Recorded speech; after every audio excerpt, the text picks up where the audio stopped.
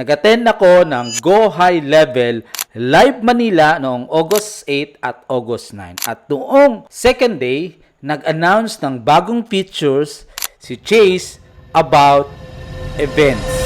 Hi, my name is Anito Sideria at isa akong strategic developer. Ngayon, pag-uusapan natin ang bagong features ng Go High Level. Say yung events mo is paid event. Bibili siya ng ticket and yung mabibili niya ng ticket, pwede niya bilhin online. At matatanggap niya yung ticket via online also. Via QR code at e-ticket, and then pupunta siya sa event venue tapos ipapakita niya yung QR code niya para mag-check-in at masigurado na yung taong bumili talaga ng ticket ang makakapasok. Yan po yung ginagawa ko sa iba kong mga client. For example, sa isang client ko is one of my mentors, si Sir Jason Law. Meron siyang event ngayon sa Davao. This coming August 20, meron siyang event, pero na-announce kasi yung events features ng Go High Level is ilang araw na ang nakalipas, mga 1 week na nakapag-promote. So, trinay natin na ihabol yung events features at ipapakita ko sa inyo kung ano yung ginawa natin sa paglipat. At ano yung dati kong ginagawa, bakit malaking tulong itong bagong features ng Go High Level. So, punta tayo ngayon sa screen natin. So, to give you an idea, ito yung ating ito yung ating process. So, like I said, ito yung event. Once na makita ito ng client o ng mga prospect na gustong mag-attend nitong event, kiklik lang nila yung secure spot. Ito yung ating funnel natin.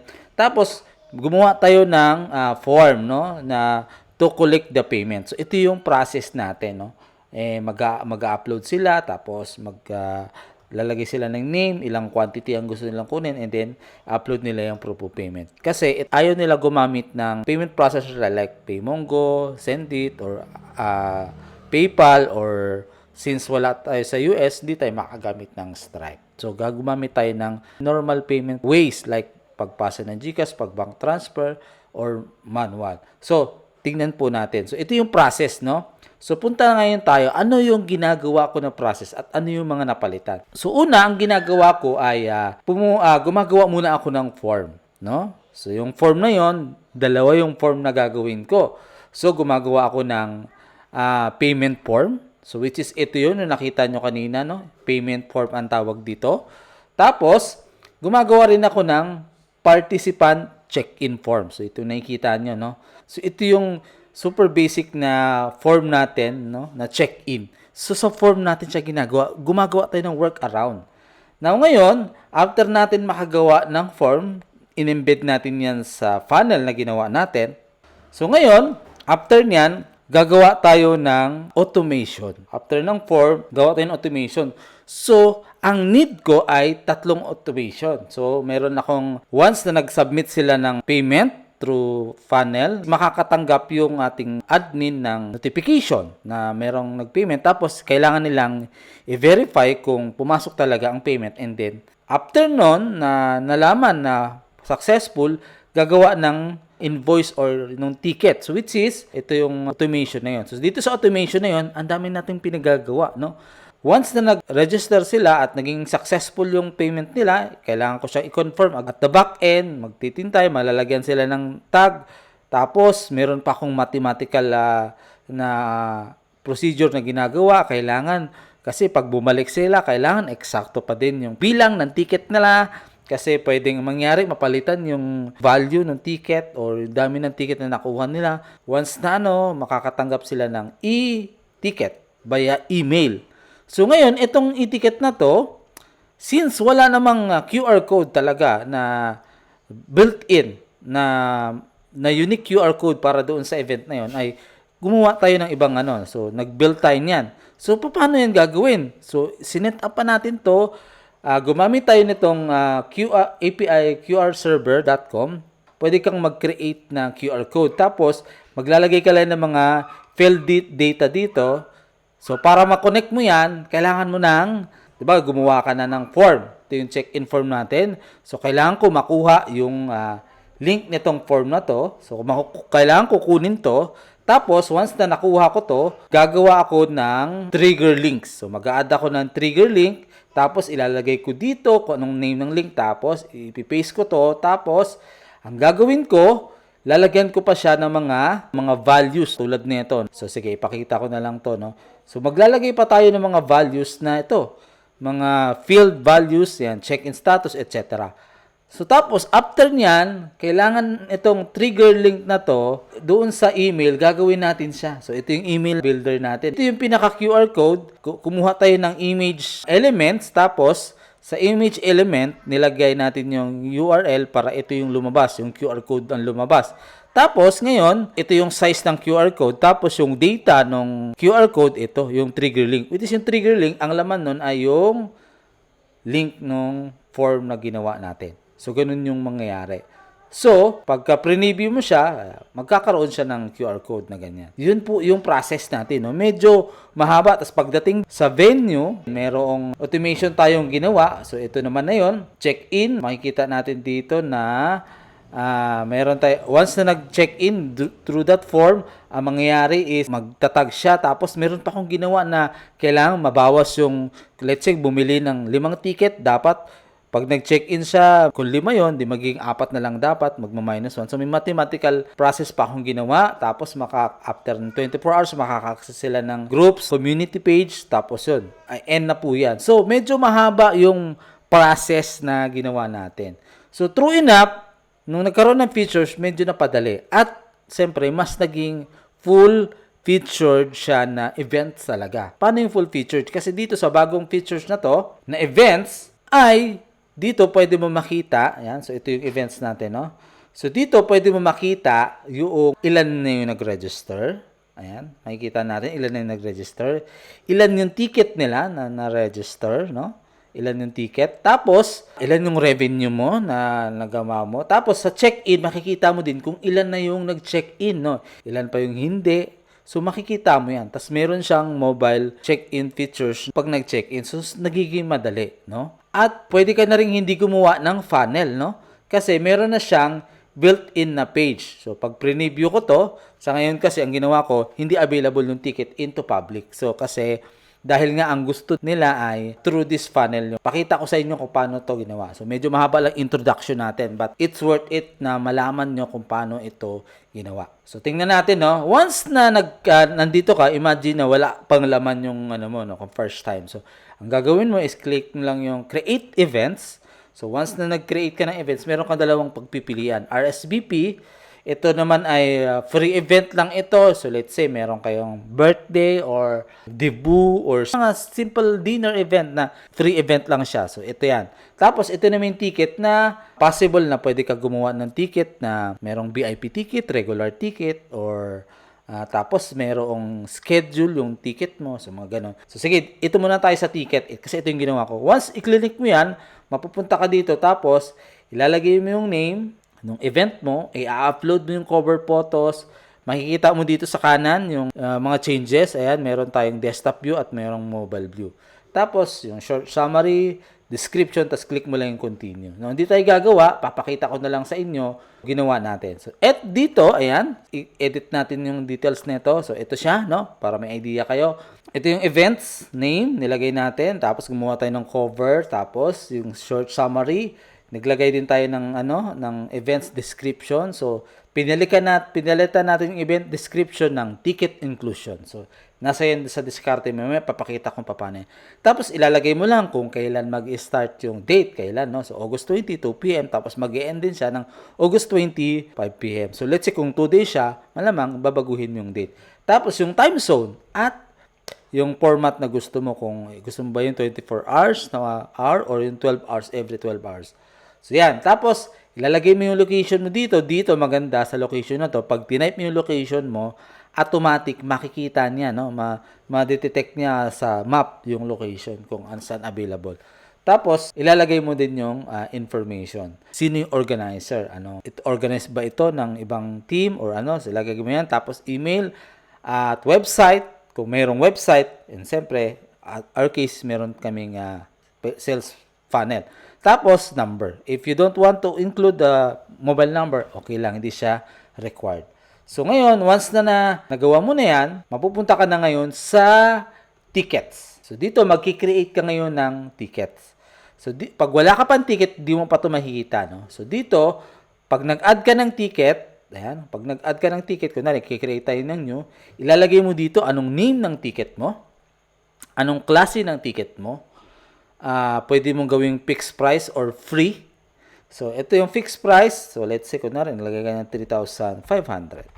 Tapos, anong currency, ilan yung quantity ng ticket na to, tapos, kailan lang siya available, yung period time. So, let's say, kunwari, ang event natin, no, hindi siya sale na mura, which is, ibig sabihin ng sale period, ibig sabihin, kailan lang siya pwedeng bilhin.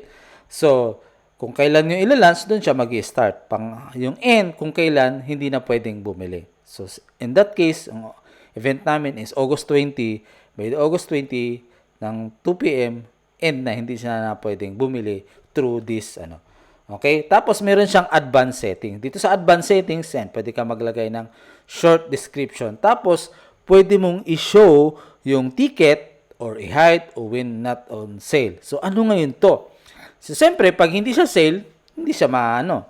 So, kahit i-access siya ng iba, hindi siya Pero pagka nasa sale pa siya, ibig sabihin, available pa sa time na to, makikita nila yung ticket. Pag show naman, ibig sabihin, kahit pa tapos na yung sale, makikita pa rin nila kung, ibig sabihin, pwede pa rin sila mag-avail. Ganun yung niya. Yung makikita pa rin nila yung ticket price. Now, ngayon, pag hide ticket, kahit na open yung sales period, naka-hide yung ticket, which is, that's exactly what happened on this. Ganito ko siya in-edit.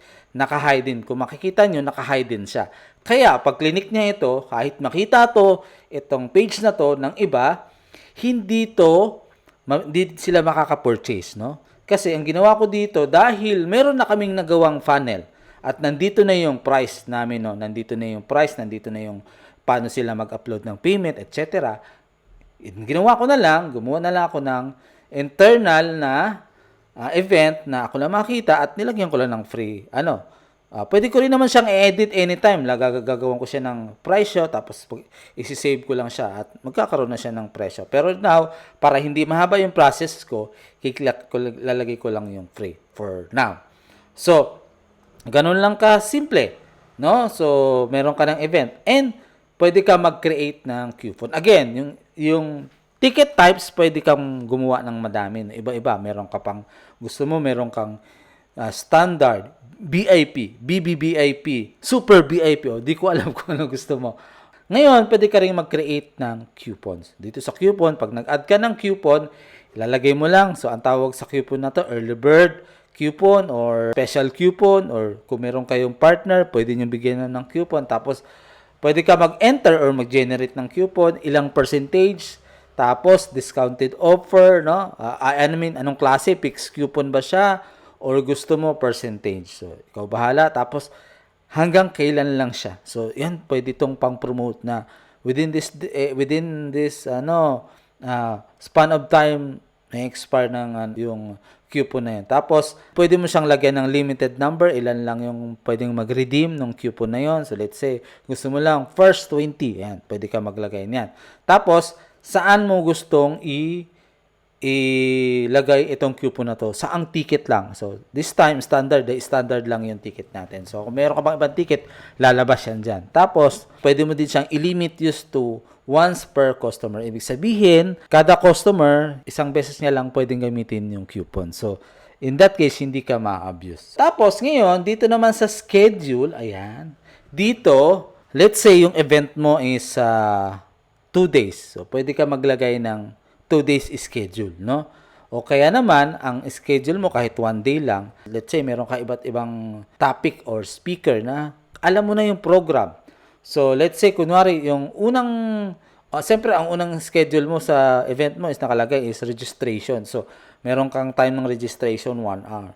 So, pwede namin gawin yan is 2 p.m. to 3 p.m. registration. So, pwede kami mag-add ng schedule, create new, tapos, lalagay ko dito, registration. Ayan, registration. Tapos, ang gagawin ko is, lalagay ko lang dito is hanggang 3 p.m. registration. Pwede ako maglagay ng location, saan yung registration, in the hallway, etc. Tapos, description.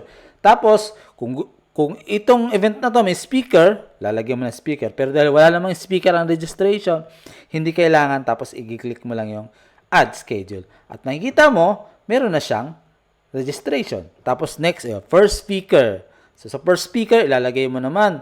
Let's say, kunwari, ang gusto mo dito ay let's say, ang per speaker, welcome remarks. Welcome remarks ng ganito. Tapos, kailan siya, anong date siya. Siyempre, dahil day one lang ako, that lang. Tapos, ilagay ko na dito is yung 3 p.m. Tapos, hanggang 3:15. Mga ganon. Tapos, pwede na ako mamili ng speaker kung sino man ang So, pero bago mo gawin yun, dapat na-add mo na yung speaker. So, paano ngayon mag-add ng speaker? I-delete lang natin to kasi hindi na namin to nilagay, no? So, sa speaker, dito ka naman maglalagay ng speaker. So, ang gagawin mo lang, add speaker, create new, tapos, mag-upload ka ng picture. Make it sure yung picture is square, no? Para at least tapos kita yung gusto mong part ng picture, siyempre. Lagay mo yung full name niya, description, tapos lagay mo yung pwede ka mag-add ng social link. So, ito naman yung ginawa natin kay Sir Jason. So, Jason Law, tapos yung picture na, tapos short description, naglagay tayo ng links. So, pag tiningnan mo dito sa mismong event, no? Sa mismong event, ayan, makikita mo na si Jason Law, ayan, siya yung speaker. At makikita mo na pag clinic to ng client o ng participants na gustong umattend, makikita niya itong short description. It's a good way na kahit di ka na gumamit ng landing page na ganito, pwede mo na itong gamitin. No? Ngayon, ipapakita ko po sa inyo, edit ko itong tickets, lalagyan lang natin ng price, gawin natin 3,500. 3,500. Tapos, isisave ko lang, ilalagay ko lang yung, hide when not sale or show. Para makita nyo yung itsura nito kapag may sale. Yan, makikita nyo, mayroong nakalagay na ticket dito. Andiyan yung presyo, kailan, anong oras. Tapos get tickets. Okay? So yan. Ngayon, pwede pa yan madagdag, pwede pang mailagay yung ticket dito, no? So, pero mamaya natin yung pag-uusapan. Dito muna tayo. Yan, sige. Try natin, no? Get ticket. Tapos makikita nyo na ito yung ticket, standard. Pwede ako mamili kung ilan. Tapos, pwede na ako mag-proceed ng checkout. Tapos, ilalagay ko lang yung name. Siyempre, hindi ko yan gagawin ngayon. Okay? So, balik tayo dito. So, tapos na tayo sa schedule, sa speaker, punta naman tayo sa page in design. So, dito sa page in design, makikita mo yung actual ng So, ito yung itsura ng pwede mong gawing mobile, pwede mong ganito. Details, schedule, dito sa sa pages, yung details, yung schedule, tsaka yung checkout. So, ito yung details, which is ito yan. Ayan, di ba? Ito yan, ito yung details. Tapos, yung get tickets, pag clinic mo to, ayan, pag clinic mo yan, tapos yung next, pag clinic mo yung checkout, eto na yan. So, paano siya ini-edit? So, ano yung gusto mong itsura, na? So, punta tayo dito. So, meron ditong ticket inclusion. So, makikita nyo, pwede nyo edit yan, no? So, ang original nito ay about events ang nakalagay. So, nilagay ko lang ticket inclusion, which is eto yan, no? So, ikaw bahala kung anong gusto mong gawin diyan. Tapos, kasama yan nung nasa details, di ba? Meron tayo dito sa details, ginagawa naman din natin tong details dito. Linalagay din naman yan. So, yung design lang ito. Okay? Tapos, pwede mo siyang palitan ng mga name, no? Kung ano gusto mo. Ibang terms, gusto mo dito is hindi speaker, coaches, di ba? Ikaw bahala. Pwede ka din maglagay ng FAQ. Tapos yan, sa FAQ, pwede mong ilagay dito yan. Magkiklik lang ang add question, tapos lahat ng question, pwede mo ilagay, tapos lalagay mo ng answer. Okay, tapos yung schedule configuration, ito yan, no? So, pwede kang mag-show ng speaker, ng thumbnail, each session. So, makikita mo yun sa, yan, nakalagay yung thumbnail nito, no? Tapos, group by day. Tapos, make schedule day in collapse. So, pwede yan. Mga settings na yan. So, ngayon, dito naman tayo sa schedule. Yan.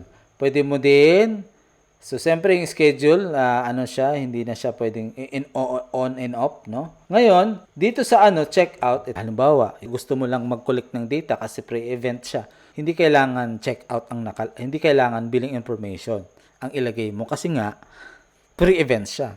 So, di ka maniningil. So, pwede mong ilagay dyan your information. Diba? So, pwede mo siyang edit yan. At pwede kang mag-add ng field, no? Tapos, yung button, pwede nyo gawin is confirm o kaya pwede ring submit o kaya attend kung free yung events na gagawin mo. Tapos, again, pwede mong ilagay yung coupon, like I said, no? Pwede siyang i-include yung coupon tapos yung terms of condition. No, pwede mo siyang i-edit dito. Tapos sa add field, ayan, pwede ka maglagay ng another question. Tulad nito, wala tayong phone, pwede ka maglagay. At pwede kang maglagay ng iba pa, comments. Ito mga custom field to, no, pwede ka mag-create. Ito yung mga nagawa ko na. So, pwede ka mag-create ng custom field. Let's say, gusto mong question na company, o kaya types of company, o etc. na relevant doon sa event. No? O kaya, how did you learn this? Yung mga ganon na question. O how did you find this? Yung mga ganon. Pwede nyong gawin yung ganong klaseng question dito sa checkout form na to. No? So, hindi lang siya naka-focus or for more on billing. Now, ngayon, like I said, kung hindi mo to gagawin, itong process na to, pwede naman yan katulad ng ginawa namin. Gumawa kami ng sales page, tapos gumawa kami ng built-in na form galing pa rin sa GHL. So, pwede rin naman yan. Okay? Ngayon, sa text yan, pwede kang sa ticket, pwede mo siyang palitan, no? Pwede siyang lagay sell tickets, ordinary, subtotal, description, sa discount, tax, exclusive tax, total, reserve. Mga terms pwede mong palitan. As in lahat yan, mapapalitan mo, pwede mo siyang baguhin, no? So, make it sure na aware ka din kung ano yung mga gusto mong baguhin. Sa billing, ayan, yung mga lalabas after they click the button, yung payment, confirmation, ayan, ito yung mga itsura, no? Pwede siyang i-edit. Di ko na to pahabain tong mga to kasi more on ano lang to, design, no? Pero if we have a chance pa soon, lalo na kapag hindi na ito beta. Now, dito naman tayo sa style. Ngayon ito yan. Sa style, ito yung color ng accent mo. So, which is typically dito yan sa mga buttons, sa mga ganito. So, dapat, siyempre, proportions. So, let's say, kunwari, palitan natin siya ng violet. Pero, mas gusto ko talaga to kasi ito yung branding namin. Okay. Tapos, pwede siya palitan ng light. Ha? Pwede siya gusto nyo maging light, dark. Pwedeng auto. So, ibig sabihin, nakadepende sa gadget ng tao kung naka-night mode or day mode. So, ako, mas prepare ko lagi na dark. Mas mukhang premium. Pero mas professional ang white. Tapos, pwede siyang palitan ng compact. Nakikita nyo, pag compact, ganyan itsura. Pag comfortable, ganyan. So, hindi nyo makikita, no, yung difference ng compact at comfortable. Hindi siya kapansin-pansin. Paano siya mapapansin? Mapapansin siya kapag ang inano mo, pupunta ka muna dito sa details, ayan. Tapos, pagka nandito ka na sa details, bumalik ka sa style, pag click mo yung compact, ayan, makikita mo na difference. Spacious, ayan. Makikita mo na yung changes. Klarong-klaro na. Tapos, yung mga shapes, makikita mo yan, ayan, kunwari ito, kung makikita mo to, walang kanto. Pag kinamit ko ng shape, mayroon siyang corner na rounded, tapos pag ito mas rounded. Okay? So yan, ako mas okay ako sa soft. Tapos, templates. Ayan. Dito naman, iba-ibang templates, no? Pakita natin to. So, itong templates na to ay, pag click natin tong modern, ganito itsura niya. Pag classic, ito. Pag bold, ito. Ayan. So, ikaw bahala kung anong gusto mo, no? Yung design na gusto mo. Okay, tapos typography, yan, pwede kang mamili dito. Okay? So, ikaw bahala. Ako, dun lang ako sa basic. Okay? So, that's the design. Tapos, pwede din i-custom CSS yung design dito. Kung merong marunong ka, you can understand the CSS. Ito yung pagbabago ng kulay, pagbabago ng design, buttons, etc. Lahat yan. Pwede mo yan gawin through CSS. So, pwede siya sa schedule, sa checkout, at sa details. Okay? So, that's the page and design. Now, ngayon, skip ko itong registration. Mamaya natin papakita yan. Punta tayo muna sa settings. Sa settings, ayan, deadline ng dates. Again, siyempre, ilalagay mo to kung kailan matatapos yung event. So, siyempre, 2 p.m. ng August 20. Tapos, yung capacity, kung ilan lang yung capacity, pag nilagay mo siya ng 0, that's unlimited. So, technically, yung capacity na ilalagay mo dito ay pagsasamahin mo lahat ng klase ng ticket type mo. Let's say you have a standard and VIP. So, let's say meron kang VIP na 50, meron kang 150 na standard. So, gagawin mong 200. Kung yun lang talaga, strict ka doon pagdating sa capacity. Pero pag available ka naman and pwede mo siyang gawin is ilagay mo siya 0.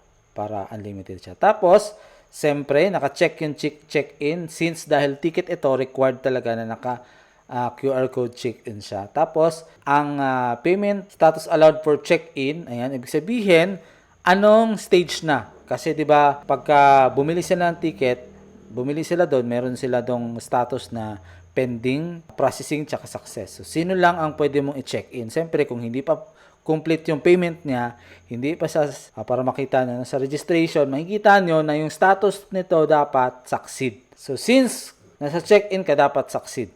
Okay? So, para klaro. Mamaya, papakita ko sa inyo yung sample, no? Tapos, ayan.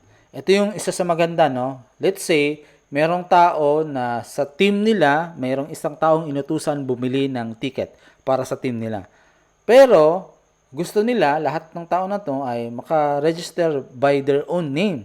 So, mas maganda na, ganun ang gawin. No? Ang gagawin mo, i-click mo lang to para maging available yung pag-include ng name. So, save changes natin to, no? Tapos, punta tayo ngayon dito. Ticket, gawin natin dalawa. Tapos, check out tayo. As you can see, meron ticket 1, ticket 2. Kanina, isa lang, diba? So, ito yung buyer, ito yung another attendees. So, ganun siya kaganda, Mac. Pwede yung gawin, no? Sana, no, mayroong option na yung client in the future sa DHL na they have option that wants to attend, had option that they will put the information yung mga kasama nila. Instead na ang may kakayahan lang si admin na mag-on and off kung pwedeng maglagay ng details ng each attendee. Kasi baka pwede rin naman yun na i-click ko to kung gusto ko ilagay lahat ng information ng attendees ko para automatic meron ng name bawat ticket, diba? Pwede yun. It's a good idea. Tapos yung time zone mo, ayan, kung gusto mo siyang i-show doon sa ticket ng event mo. Now ngayon, sa payment, pwede mo siyang i-test. Kung ayaw mo pa siyang i-live, tapos gusto mo mag-rundown, ayan, click mo yung, i-off mo yan. When on, this event access real registration and payments. Turn off to run in test mode. So, ibig sabihin, so kung gusto mo nang naka-live, dapat naka-on siya. So, tapos, gusto mo ba kahit yung free na ticket ay mag-collect ka ng card details? Pwede mo yung gawin. Para next time, pag nag-offer ka or nag-upsell ka ng something, automatic, mayroon ka na ng details ng card niya. Hindi naman yun na o-open ng kahit sino yung details. Naka-hash yun, back-end. So, safe na safe yung mga card na yun. Next tayo sa link and sharing. So, sa link and sharing, pwede ka maglagay ng custom path. Tapos, pwede mo itong i-embed. Itong event na to, yung ganitong musmong event na to, no? Itong makikita nyo to, pwede nyo itong i-embed katulad dito. Okay? Sa isang page, pwede nyo gawin yan. Next, punta na tayo sa notification. Ito ang isa sa nagpadali. Kasi, di ba, ang ginawa natin, gumawa tayo ng flow para sa mga ticket, di ba? Tulad nito, yung invoice, no? Nag-create pa tayo ng mga notification para ma-notify din yung admin. So tayo, ang ginawa dito sa bago, meron na. So may notification tayo for organizer. So once na may nag-register, manonotify si organizer. Pwedeng i-disable, pwede ka magkaroon ng SMS kung meron kang SMS na connected dito, WhatsApp din, kung connected din yung WhatsApp business mo dito, pwede rin.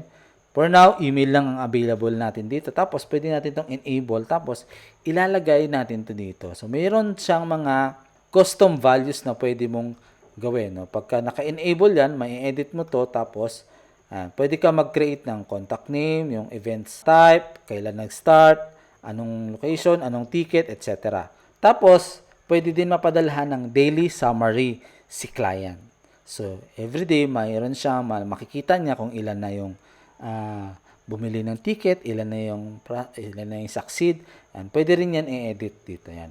Ilan yung date, ilan yung book, yan. Makikita niya na ilan yung types ng ticket, diba? Tulad nito, yan, may naka-VIP, general admission, early bird, student, makikita niya yung mga klase ng ticket. Okay? Now, ngayon, dito, sa attendee journey naman ito. Siyempre, once nag-register siya at nag-success yung payment niya at na-register successfully, makakatanggap ngayon siya ng e-ticket, no? Yung QR code. So, ito yung ticket, tapos, included yung ticket via attachment. Tapos, pwede rin na i-include yung ticket doon mismo sa email via field natin. So, pwede mo siya insert, tapos, hanapin mo lang yung events, tapos ilalagay mo yung ticket, tapos QR links. Okay, name ng tickets, ilan yung counts, PDF link.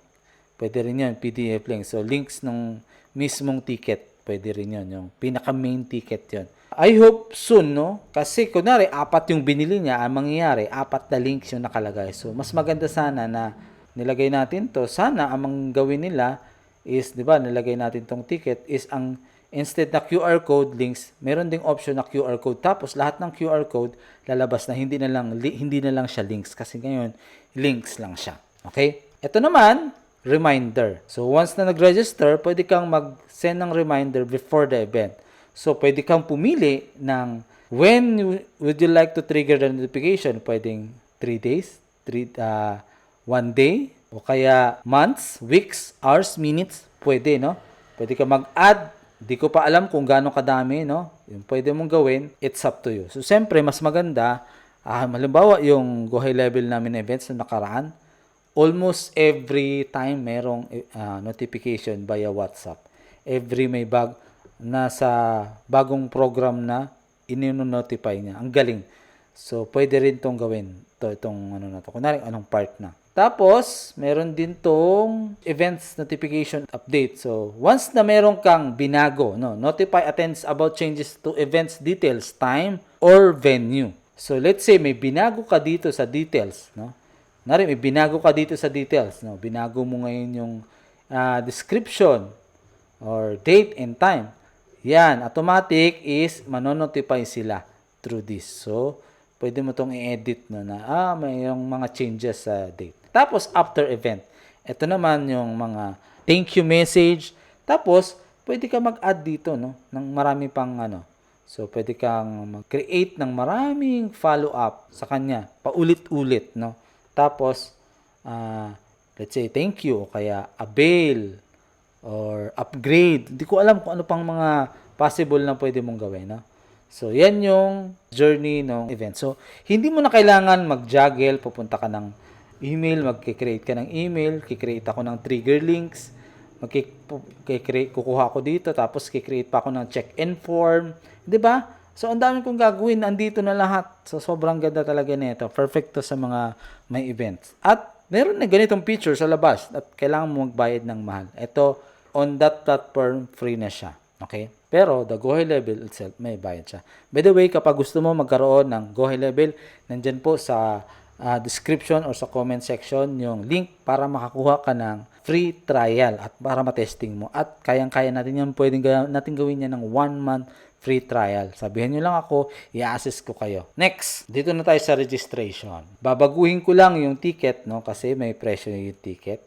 Gagawin natin free. So, ngayon, dito sa registration, ang gagawin natin ay mag-create tayo ng attendees, no? So, kiklik natin tong add attendees.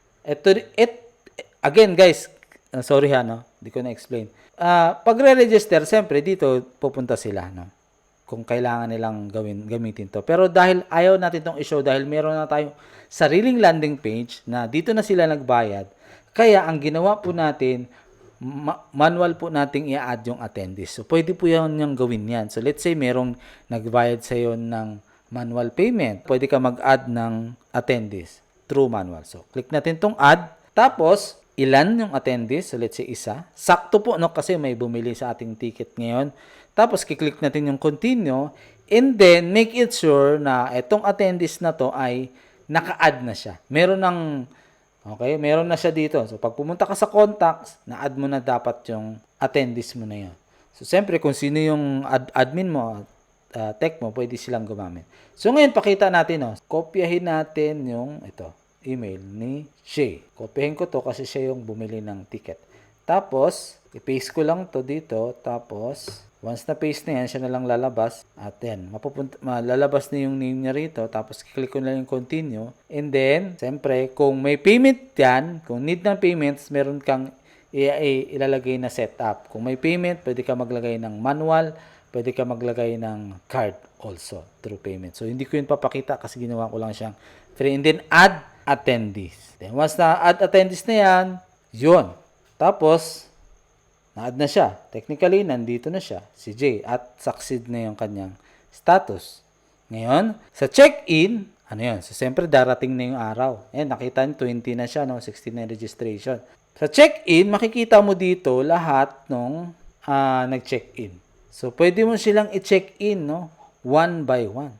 View mo lang yung details, pwede mo siyang i-check-in. Pwede mong ma-view yung kanyang QR code, pwede mong ma-view yung PDF, ito yung main tickets niya, yung PDF, tapos yung QR code alone, yung PDF, nandun yung details.